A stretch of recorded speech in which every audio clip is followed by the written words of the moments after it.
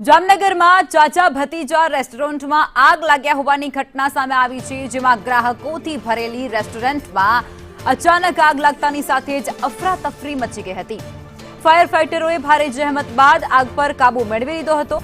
હવે ચોંકાવનારી વાત અહીં એ છે કે અગાઉ સીલ થયેલી આ રેસ્ટોરન્ટ પાસે હજુ સુધી ફાયર એનઓસી હતું જ નહીં, અને જેથી તંત્ર સામે પણ મોટો સવાલ ઉભો થયો છે, કારણ કે અહીં પહેલા પણ આવી ઘટના બની ચૂકી હતી અને ત્યારે ફાયર એનઓસીને લઈને તપાસ હાથ ધરવામાં આવી હતી। ત્યારબાદ ફરી એકવાર આ રેસ્ટોરન્ટ એ ચાલુ થઈ જાય છે અને તે છતાં તેની પાસે કોઈ ફાયર એનઓસી નથી।